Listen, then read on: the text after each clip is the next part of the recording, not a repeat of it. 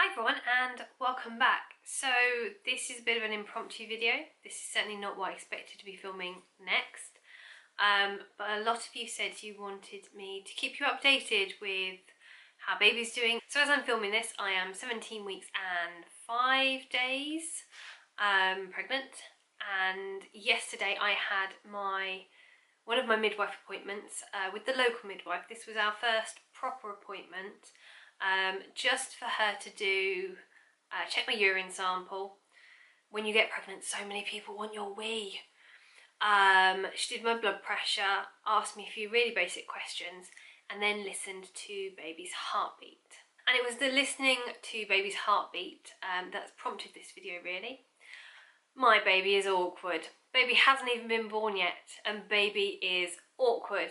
Baby has a flair for the dramatic, and baby likes to play hide and seek. So I thought I'd go into that in a bit more detail in today's video and talk to you a bit about what happened yesterday. So at our 12-week scan, which is the scan that is used to date your pregnancy, and they also check for any problems that they can check for at that point, we were in the scan for about 20 minutes because it took that long, firstly for the sonographer to find where baby was, and then for them to get all the pictures they need.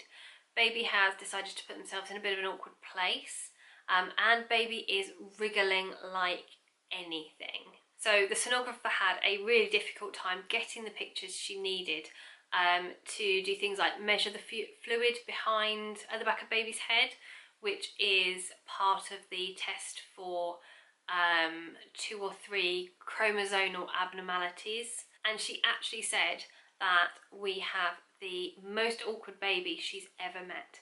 Now this is at a leading hospital, specifically a women's hospital. So this isn't a sonographer who is less experienced. This is a highly experienced sonographer. And last week I had a consultant's appointment, and I wasn't expecting at all, but the consultant wanted to listen to baby's heartbeat, which was very exciting. It's the first time we've actually heard baby's heartbeat. You can see it on the scan. You can see kind of it's a darker section on baby's body, and you can see it pulsating, but you can't hear anything in an ultrasound. But it took the consultant quite a while to locate baby and find their heartbeat. I think partly because the heartbeat is harder to find than visually finding baby, because you're looking for, or you're listening for, such a small part of the body, whereas visually baby's a lot bigger than their heart is. So if you catch where the feet are, you've got an idea where the rest of the body and the head might be. The heart is a lot more difficult, and apparently you have to get the right angles. Anyway, the consultant had quite a difficult time of it, and I got a little bit worried because of how long it was taking her to find baby's heartbeat. But the consultant did find baby's heartbeat in the end, and it was really amazing to hear. So then at yesterday's appointment, this is with the local midwife. The previous appointments have been at the hospital. The midwife tried to listen to baby's heartbeat, and I had pre-warned her that baby's quite high up, and also that baby wriggles a lot, and baby is quite difficult to track down. I was in the appointment for about an hour. I think it must have only been 15 to 20 minutes was spent on the paperwork side of things and her asking me questions, and the rest was trying to find baby's heartbeat, which must have been at least 30 minutes, if not longer.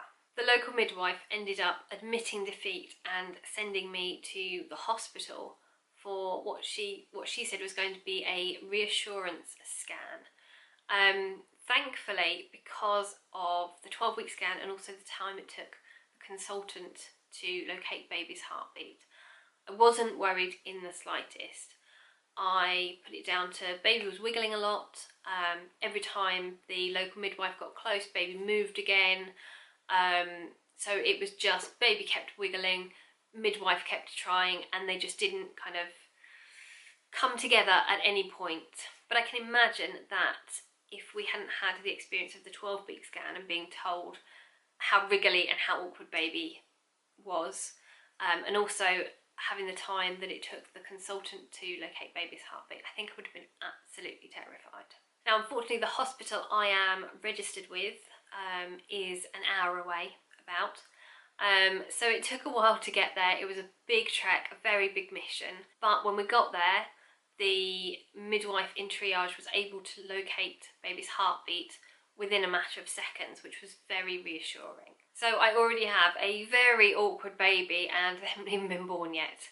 However, actually I can see some real positives to yesterday's experience. At my first consultant appointment, I had some difficulties in that everything we had to do took 5.5 hours. So we didn't leave the hospital for 5.5 hours.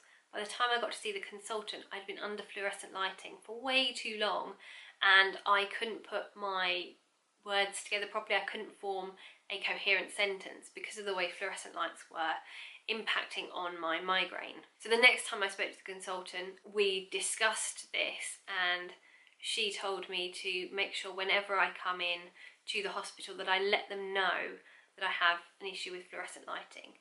And I was actually, as a result of doing this in triage, I was seen as the next person because they didn't want me to be put at risk being under fluorescent lights too long. So it's fantastic to see in a non-emergency situation that that system is going to work, because that gives me a lot more reassurance that if there was an emergency, it would be taken into consideration and I would get the best care possible. I was also really pleased that in that situation I was able to stay really calm. I didn't get panicked at all, I wasn't worried. I think I would have been if we hadn't had the, not difficulties, but the experiences that we had in the 12-week scan and seeing the consultant. I think Dan actually had a more stressful time of it than I did. I phoned him when I was about to get on the train and he wasn't able to leave work. He was involved in a workshop with a non-school member of staff, so they hadn't had their DBS, which is the new CRB check, which is basically I think the government, someone looks into someone's criminal background to make sure they aren't letting anyone work with children who shouldn't be working with children.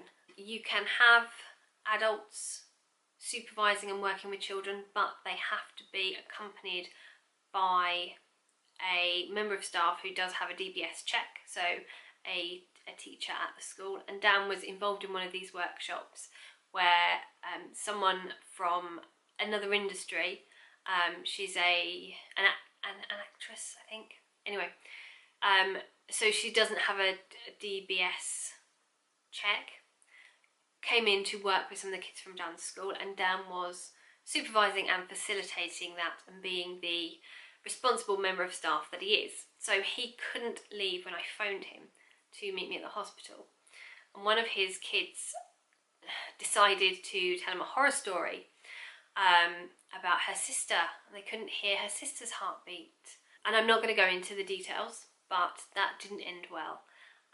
So I think that, not scared Dan, but I think that put him on edge a little bit. It was particularly unhelpful of the students to do, but I've noticed it seems to happen quite a bit. Certainly I'm getting quite a few unhelpful comments from women about their experiences. I think everyone just wants to share and maybe relive rather than actually think about what's helpful for the couple who are having a baby. But it seems to be I get it a lot. This is Dan's first experience and I think it threw him a little bit. But I was really pleased in myself that I didn't let it bother me. I felt confident the baby was okay. It was just a precaution because the midwife hadn't been able to locate baby to find the heartbeat, rather than kind of panicking that there was no heartbeat. So actually, while baby is being really awkward at the moment and tripping up medical professionals, I feel like it's a good thing.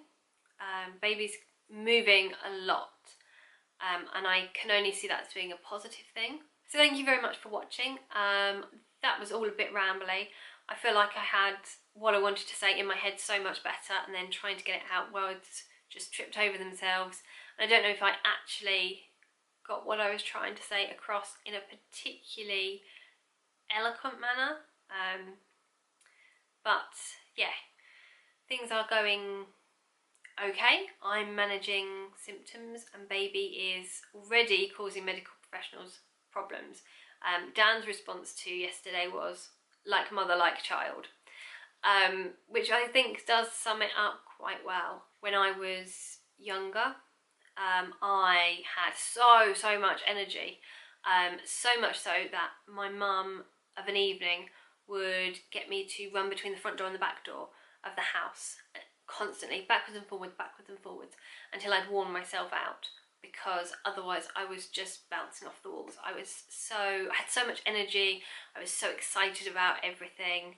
If you want to know more about my first trimester, I have written a blog post which I will leave linked below for you, which goes into the first 13 weeks. I think that's the first trimester is 13 weeks, so it's the first 13 weeks. And I'm planning to do something for the second trimester as well, I think.